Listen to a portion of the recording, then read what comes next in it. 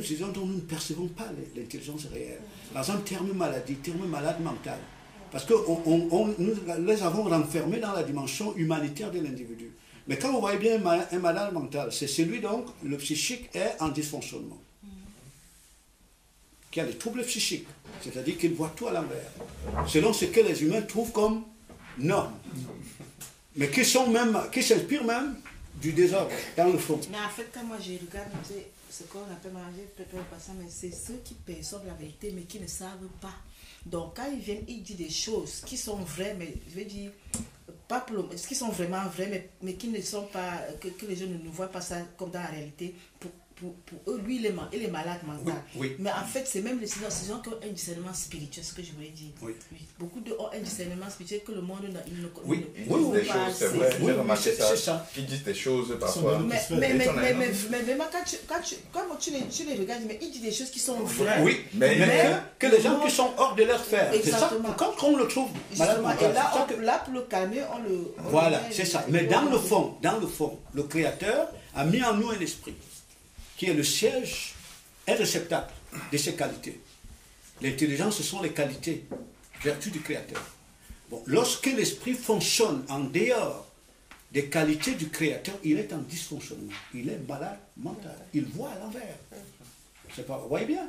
C'est-à-dire le fait de ramener le virtuel, faire du virtuel le concret, c'est un signe visible d'un dysfonctionnement mental. Qu'on est malade mental. Mais en fait, nous sommes malades. Mais c'est ça, c'est ce que je veux dire. C'est là que je vais arriver. Voilà, le fait de faire de l'illusion la richesse qui se définit à partir des attributs du Créateur, c'est là le signe visible de la maladie mentale. C'est pour ça que Elohim disait à son peuple, Israël, il dit, n'imite pas la sagesse égyptienne. Les Égyptiens sont fous. Dans la traduction. Les Égyptiens sont fous. Vous voyez, c'est cela. Donc, le fait de définir l'individu à partir du mouvement de ses membres, c'est un signe du dysfonctionnement psychique. Parce que l'homme se définit à partir du Créateur. Vous voyez? Donc, c'est ça la maladie mentale. Bon. Donc, maintenant, ce dysfonctionnement mental s'exprime dans les membres. Bon, on va te donner le comprimé, mais ce n'est pas ça qui rétablit l'ordre. Vous voyez bien que le Messie, quand on parle de la résurrection de l'homme, hein, pas le Messie. C'est-à-dire, le Messie est venu relever l'homme, ressusciter l'homme. Et même cette maladie qu'ils ont, enfin, au niveau physiologique, dont ils parlent, ce que le Père me donne de comprendre depuis un certain temps, ce n'est vraiment, je dis la vérité, ce n'est que la matérialisation des souffrances congénitales. Mais bien sûr. Tout ce qui est dans la physiologie. Et tous les médicaments, même les effets secondaires, c'est la matérialisation contaminée. Donc on le fait absolument. Bien sûr. C'est un jeu. Ben, oui, commercial. Il y a une dimension commerciale, une dimension de maintenir l'esprit dans les rangs. Bien sûr que c'est ça. L'humain est devenu un produit commercial. Oui. C'est-à-dire que pour Satan, il doit domestiquer l'esprit. Mais pour les gens qui coopèrent avec Satan, c'est un produit commercial. Mais oui, mais c'est pour ça qu'il suscite maintenant ses adeptes, donc ceux qui sont des liens conscients avec lui, pour entretenir. Exactement. Et tu vas comprendre, quand on est psychiquement malade, on va prendre les versets de la Bible pour soutenir le mensonge. Je dis psychiquement malade. Je ne sais pas si vous comprenez ce que je dis. Oui. On va prendre les versets de la Bible pour soutenir le crime, pour soutenir le mensonge. Donc c'est ça la maladie. Donc le Messie est venu guérir. On dit bien le Messie vient guérir. Il vient rétablir l'esprit. C'est ça. Et c'est pour cela qu'au moment où la vérité se révèle réellement, parce qu'elle met à nu l'état global de la maladie du monde, ce que ça suscite, c'est le conflit ouvert. Donc ce sont des choses qui sont d'une profondeur inouïe. Et comme elle le dit, il arrive même que ceux-là que nous appelons malades mentaux, ils sont mieux que les gens qui se disent portés bien. C'est eux qui ont un discernement que le monde ne supporte pas. Même si le discernement ne vient pas du Créateur. Même si ça ne vient pas du Créateur. Parce que c'est des gens qui ont des liens avec la sphère spirituelle et qui comprennent. Ils comprennent le fonctionnement. Tout à fait. Ils savent que ça ne va pas. Mais pour la société qui se dit normale, ils ne sont pas normaux. Alors il faut les enfermer et les mettre sous Tout à fait. Tout à fait. Ma soeur, c'est-à-dire qu'une fois, tu prends une image, tu dis, tu arrives dans une île. Pour la première fois, tu trouves dans l'île que tout le monde qui est dans l'île court. Tout le monde est en train de courir. Tu dis, tu vas où? Dis, je poursuis le vent. Mais toi, tu viens dans un monde, tu vas dire, mais comment ils sont aussi fous? Mais tout le monde court, il dit, tu dis, va où? Il dit, je poursuis devant. Ils sont fous, mais pourtant, c'est ce que nous faisons. Hein. Mais c'est pour ça que le maître dit, mais c'est avec la mesure que vous avez jugé les gens que je vais vous juger. Oui, bien sûr. Donc, en fait, c'est ce que l'humanité fait. C'est-à-dire la course vers l'illusion. Quand le roi David dit la poursuite du vent, c'est la course vers l'illusion. Mais, et pourtant, on croit qu'on est des êtres intelligents, des êtres normaux, des êtres sages. Oui. Et pourtant, la véritable élite du monde sait clairement qu'on a enfermé les masses dans l'illusion. Ils le savent. Même si eux-mêmes sont enfermés aussi dans l'illusion. Mais ils sont aussi dedans, mais ils sont à une autre sphère, voilà. Mais ils savent clairement qu'ils ont enfermé le monde dans l'illusion. Et puis donc, et que l'espoir, c'est que personne ne sorte de l'illusion pour risquer de devenir une batterie qui vient détruire les... Mais pour nous peut être utilisé comme batterie, puisqu'en fait nous sommes des batteries. Oui, on devient les batteries pour le créateur. Oui, c'est ce que je veux dire. Pour le créateur. Force, oui. Mais c'est la matrice. Mais autrement surveillée. Voilà. Donc c'est cela. Et c'est justement là où on comprend que sans le Messie, on ne peut jamais sortir de cette illusion. Voilà. Non, mais c'est impossible sans lui. C'est impossible. C'est ça. Mais très important de comprendre que le Messie, quand on parle bien du Messie, on parle bien des qualités du Créateur qu'il confère à l'esprit humain. On parle des dons de l'esprit. Les dons de l'esprit, ce sont des qualités. C'est-à-dire ce qui constitue sa personnalité. C'est ça qu'il donne à l'esprit de Solange. Donc à partir de ce moment-là, l'esprit de Solange, de Luc, de Aurel, fonctionne à partir des qualités qui sont supérieures à Satan, par lesquelles même Satan est venu à l'existence. Donc tu deviens une entité plus intelligente que Satan. Ce n'est plus lui qui te dit qui tu es. Ce n'est plus lui qui t'apprend c'est quoi la richesse, c'est quoi l'intelligence. C'est au contraire toi qui lui. C'est nous qui l'enseignons. Voilà. C'est écrit, non? C'est comme ça, bien sûr. Bien sûr, c'est écrit dans Ephésiens chapitre 3. Les choses qu'Élohim a gardées cachées depuis le commencement, il les a révélées par son Fils, de sorte que par les consacrés, les principautés spirituelles apprennent l'intelligence. C'est écrit. Mais ils nous ont montré ça dans les livres. Ben, c'est ça. Ils m'ont fatigué. Ça Il faut jeter à l'eau. Ce que j'ai jeté un peu plus que ça. Même ça. Que ce soit témoignage. Ouais, c'est ça. Satan, son effort, c'est de présenter à l'humanité un créateur méchant. Méchant, ouais. C'est ça. Mais tous nous jouons le jeu. Hein. On joue le jeu pour que le créateur soit présenté comme méchant. Ignorant, je veux dire. On a été conditionné dès le départ comme ça. Tout à fait. Donc on ne connaît pas autre chose. On ne joue pas le jeu, mais non. Moi, quand on le faisait, c'est avec une condition. Pas parce qu'on se connaît autre chose, mais il nous a conditionné qu'on ne pense pas autrement que comme ça. Exactement. Mais donc c'est pour ça qu'à partir du moment où l'esprit commence à se réveiller et qu'on commence à comprendre que c'est lui le menteur, il va mobiliser tous ses milices pour nous détruire. C'est ça. Pour qu'on ne se réveille pas. Et si même tu dois te réveiller, il faut si c'est toi que ça s'arrête à toi, mais que d'autres ne se réveillent pas. C'est ça. Mais en fait, tu sais, j'écoutais un économiste il y a environ une semaine qui disait que ce qui soutient l'économie, c'est la pensée que les hommes se font d'eux. C'est-à-dire sans la pensée que les gens se font d'eux, l'économie n'existe pas. C'est pas. Vous comprenez? Oui, parce qu'en réalité, imaginons bien, bon, vous avez 1 milliard d'individus qui peuplent la Terre. Et ces individus se définissent à partir du physiologique. Et l'économie, c'est une machine qui leur propose de se réaliser dans l'idée qu'ils se font d'eux. Mais si ces gens-là changent de vision, mais ça s'effondre. Bien sûr, ces personnes coupent après le vent. Mais ça s'effondre.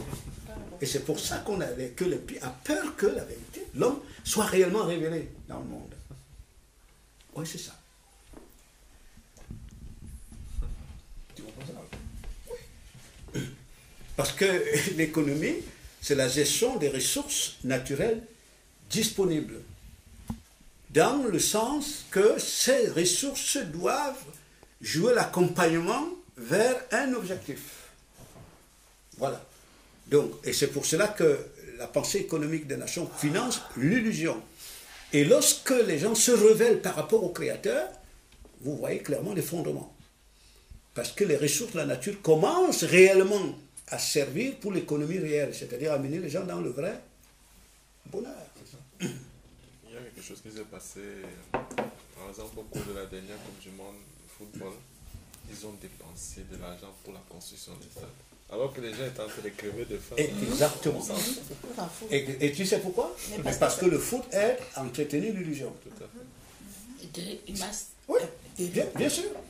Le foot aide à soutenir l'illusion. Il y a un ancien président de l'Olympique de Marseille à qui on a posé la question une fois. On lui dit, mais pourquoi les joueurs de foot qui passent du temps, pourquoi ils gagnent tant d'argent? Et vous voulez que je vous dise pourquoi ils gagnent tant d'argent? Est-ce qu'ils font des métiers qui est mieux que ce que les gens font dans le monde? Et vous voulez que je vous dise pourquoi ils gagnent tant d'argent? Parce qu'ils aident à faire rêver les gens. Voilà. Oui, c'est-à-dire à faire errer l'esprit. Mais oui. C'est pour ça. Donc, comme l'argent est là pour financer l'illusion, donc c'est pour ça qu'en réalité, leur mission est irremplaçable. Ils jouent le rôle que même le pape n'est pas capable de jouer. C'est pour ça que le pape le reçoit. Oui, bien sûr, parce qu'au même moment, il touche des milliards d'individus Le pape devait pour même faire plutôt errer s'agir l'esprit. à- Il aide à isoler l'esprit de la pensée du royaume, de peur que l'esprit ne rentre dans la pensée créatrice. Derrière, le mécanisme, c'est Satan. Mais pas leur dit ça. Ben ça, ils vont le savoir, tu sais, mais oui, ils vont le savoir, parce que, je vous assure, la création, imaginons bien la création, dans laquelle Satan fait partie. Il est un des éléments de la création. C'est Satan qui doit tout au fils du royaume. Les fils du royaume ne lui doivent rien, c'est le monde. Satan et sa représentation, les autres, qui doivent tout au fils du royaume. Parce que l'univers, c'est la propriété du Créateur, n'est-ce pas? Puisque le Messie vient pendant le Shabbat, c'est pour expulser Satan de cet univers. Il a dit, celui qui est venu avant moi, c'est un voleur, c'est un brigand. Je suis le vrai maître, le vrai propriétaire de la maison. Donc c'est lui qui doit tout. C'est lui qui doit payer l'impôt.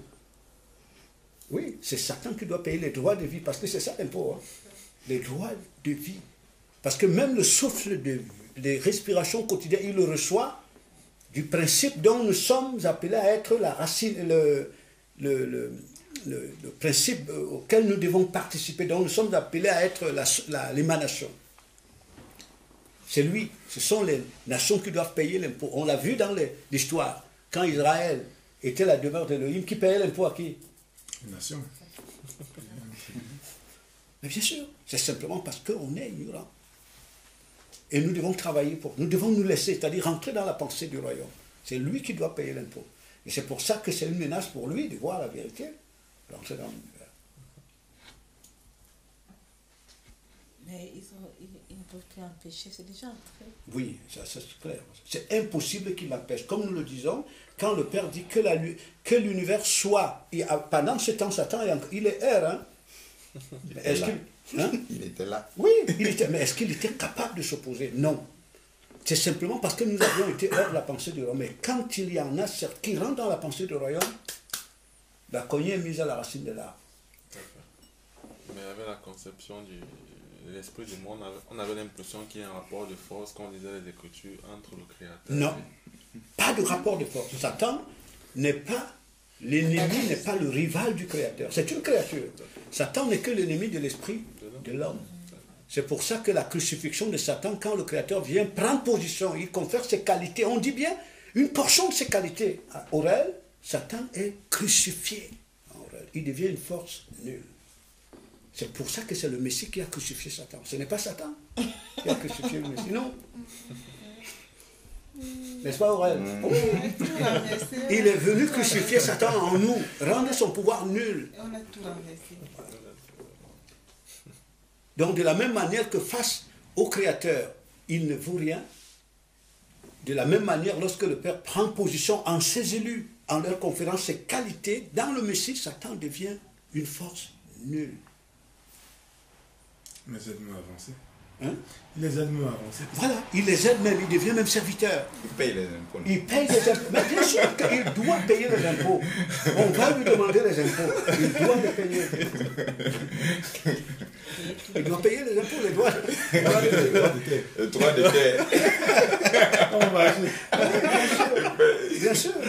Il paye les droits Vous d'auteur. parlez comme amusement. En fait, c'est ça l'homme des choses à venir, hein, dans le temps du royaume David. D'ailleurs, que ce n'est pas simplement à l'époque du royaume David, mais chaque fois que le royaume d'Israël a été puissant, ce sont les nations qui lui payaient l'impôt. Rappelez-vous, lorsque Israël est au temps d'Esdras, quand il est en déportation à Babylone, lorsque Israël doit revenir, il y a une certaine poignée d'élite dont l'esprit se réveille, où le Créateur ordonne à Nebuchadnezzar, je crois à l'époque, de donner à son peuple ce dont il avait besoin pour aller rebâtir le temple.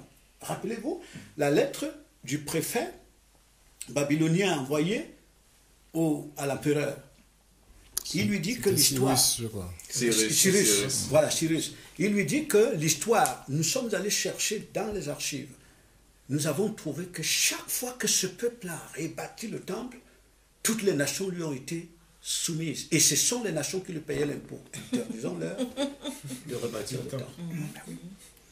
Mais ramener ça à nous, ça veut dire interdisons et faisons errer leur esprit. C'est ça, pour qu'ils n'entrent pas dans la pensée du royaume. Voilà, parce qu'il reste, c'est comme ça. C'est comme ça, parce qu'il risque de devenir la force agissante du royaume, Et du puis Créateur. ils risquent de payer les impôts. Donc c'est ça, ils risquent de payer, c'est eux qui doivent payer les impôts. Mais ça va être dit haut, et c'est lui qui va payer les impôts. Nous allons... C'est ça qu'il dit aussi à Josué, alors. Oui. Que tout tel que flora ton pied. Voilà, sera ta propriété. Ta propriété. Les Écritures disent aussi que la gloire des nations sera tournée vers Vers- la nation, donc voilà, vers vers la vie c'est le sainte. Fils d'Élohim. Voilà. Dans le Shabbat, la structure des nations n'aura pas disparu. Hein. Pendant le Shabbat. Donc c'est comme ça. On chemine vers cela.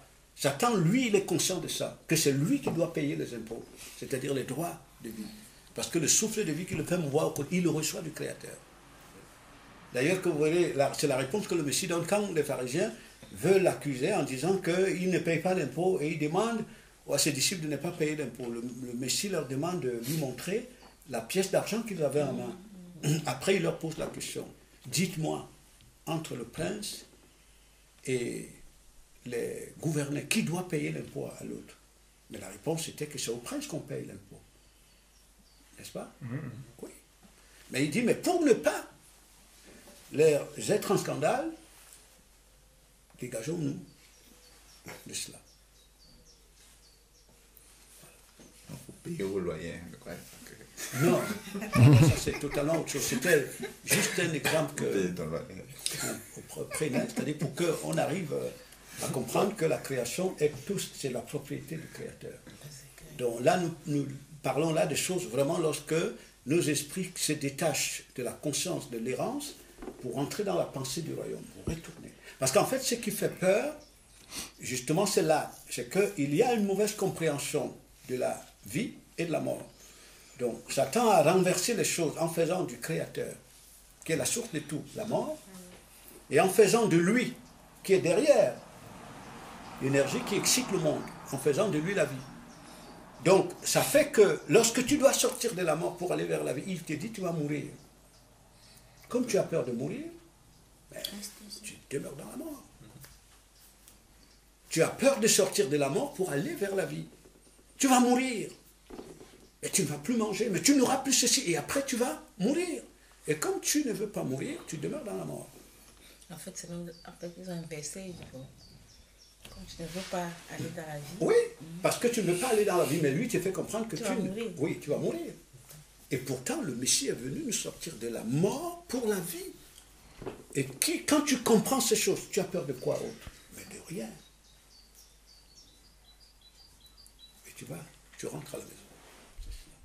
Et on ne va pas, à partir de là, on sort de parler comme des perroquets. Parce qu'en réalité, quand nous sommes hors du royaume, nous sommes des énergies, c'est l'autre qui parle. Hein? Tout à fait.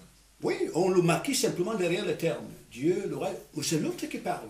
Parce que dans tous les cas, il n'y a pas un seul composant matériel qui s'agit sans que ce soit sous l'influence de ces ondes gravitationnelles, cette énergie impure. Il n'y en a pas.